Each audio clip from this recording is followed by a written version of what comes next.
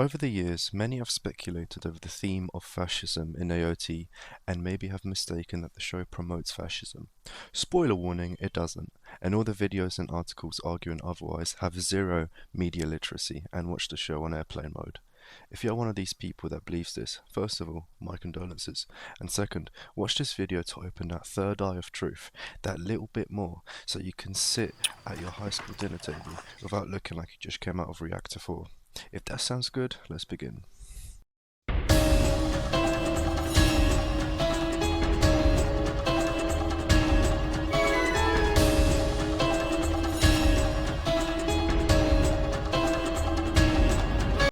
Fascism is a repressive ultra-nationalist ideology that seeks total control over society under a dictator.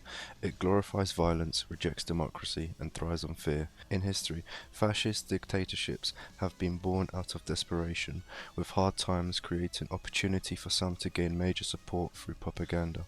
One of the most famous examples are the Nazis, who will be comparing to the Jaegerists movement, because the obvious inspiration taken from them in the show.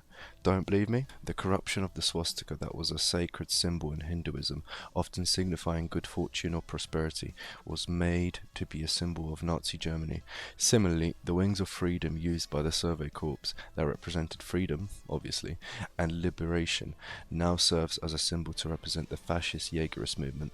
Looking closely at the Jaegerist symbol, the wings have been turned from curving upwards to straight horizontally, drawing parallels to the Nazi eagle's flat wings. The parallels echoes real-world historical atrocities. The Jaegerist movement is born out of the idea that the people that have oppressed them by trying to exterminate the Elden race need to be destroyed via Eren's ability to trigger the rumbling, which will kill literally everything.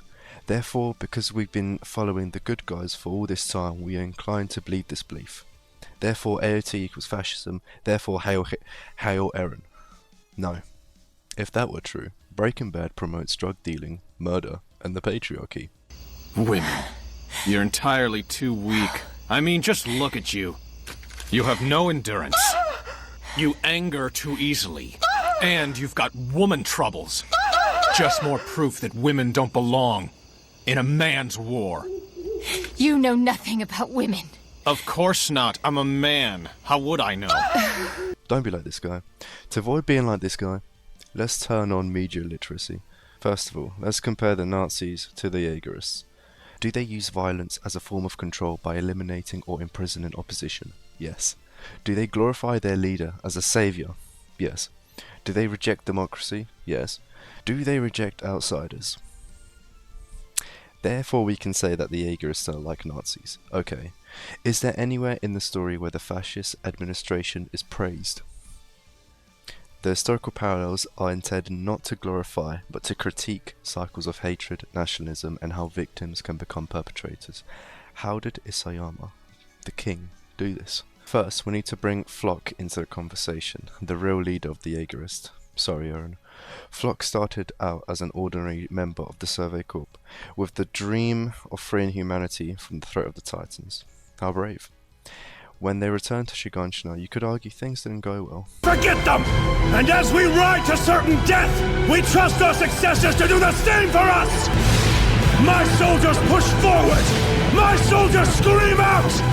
My soldiers rage! Flock is the only one in his division that survives, trying to save Irvin, which fails also. By starting out as a normal soldier who is clearly scared of death and eventually comes to face it, we come to relate to him and sympathize. Flock's intentions as a character is showing how ordinary people can become radicalized in hard times. When Eren tells Flock about his plan to trample the world, even Flock is shocked. But after the horrors witnessed on the battlefield, he has convinced himself that the only way to be free from their oppressors is by killing literally everyone else who is not Eldian, drawing parallels to the Nazis again. But here, the Eldians are fighting for self-defense, while the Nazis wanted world domination, and while the Eldian Empire did come to form at the end of the show, it was a byproduct of killing everyone more than the world domination and ethnic cleansing. Here, it happens that the villain isn't surface-level garbage that is evil for the sake of it, but is personalized and relatable. This goes against the common anime tropes, and is why it is condemned for not having easy-to-digest characters and story that weebs loved. such as underage fan service, obvious heroes with no moral ambiguity, and villains with a shallow backstory to justify killing, but really they just want to murder. So pointing a finger and calling something racist is always easier than actually turning on your brain. Flock becomes the leader and bombs the head of the previous government and comes to power. Okay, that's happened before. But Flock also imprisons people that oppose his rule, which happen to be the Survey Corp. Which bring one of the most painful ironies in the story. Eren and his Jaegerist followers turn against the very ideals that once defied the Survey Corps. Freedom, truth, and resistance to tyranny. And now, they are terrorizing civilians and executed opposition. Oh, and there's also, by the usurpation of power by the Jaegerists, who used to be part of the Survey Corps, Isayama is showing the seduction of power and how trauma and fear can transform the oppressed into oppressors. Okay, so the Jaegerists are in power, and they follow Eren as a messianic figure, the man who will save Eldia.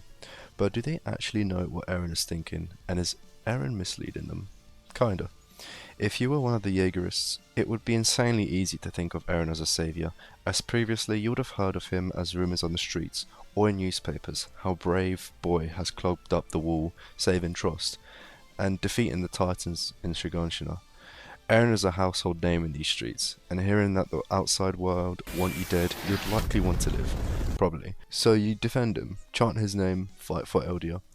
You support him not because you know the full truth, but because they believe in the myth of Eren, not the man himself. Even when the violence becomes genocidal, the injustice you faced after decades of living inside the walls, you simply do not care. ここにいるのは敵と敵の住む建物だけだ。俺たち壁内人類がどれだけ壁の外の奴らに殺されてきたか忘れたか。食い殺されたんだぞ。まだまだこんなもんじゃ済まされねえよ。お前まだそんなこと言ってんのか。見ろ、エレンは示した。戦えってな。俺たちはただ壁の中で死を待つだけじゃない。俺たちにはあの悪魔が必要だ。 Eren himself is broken, torn between saving his friends who are against him and saving the Eldians from genocide. He doesn't really care about freedom. He knows it's not achievable. He keeps telling himself that the fight is for freedom, but he's just accepting two contrary beliefs at the same time, trying to look for sanity. His goal from the beginning is to be stopped and killed like he saw in his memories to allow his friends some more time to live. But you, a stupid Jaegerist, don't know this. Isayama shows how the idolization of a saviour leads to moral blindness. Eren himself doesn't even ask to be worshipped. He's isolated and conflicted, but the Jaegerists build a false narrative around him, and Isayama lets that self-deception speak for itself, which is constantly shown in the Rumbling arc with the rampant death and destruction going on. As the viewer, we can see the wrongdoings, but the Jaegerists don't see this. Freedom is never reached for the Jaegerists or anyone. A short peace after the Rumbling happens to rebuild society from the ground up, but during that, the Jaegerists likely take control of much of Mali and start rebuilding the Elden Empire, which then leads to more wars against the people who see them as enemies of humanity, which you can't really dispute at this point. War is inevitable, and no amount of genocide or ethnic cleansing can stop it. Eren's vision was dead from the beginning, and the Jaegerists never stopped fighting. So, as the message is now clear, are we 1000% confident that AOT is not the modern version of Mein Kampf? No. Good. Remember, sometimes the author does have hidden messages and themes that are promoted, such as like in Twilight, where stalker behaviour masking it as love. Get in here. The window? Do you do that a lot? Just the past couple of months. I like watching you sleep. It's, Here, with a bit of inference, we can stop being brain dead for a few moments before returning to consuming more content that is making you more lobotomized by the day. If you think that this video had the opposite effect to your usual brain rot, consider liking the video, commenting anything you liked or disliked, and maybe subscribe. Just maybe. Anyways, thank you for watching. See you later.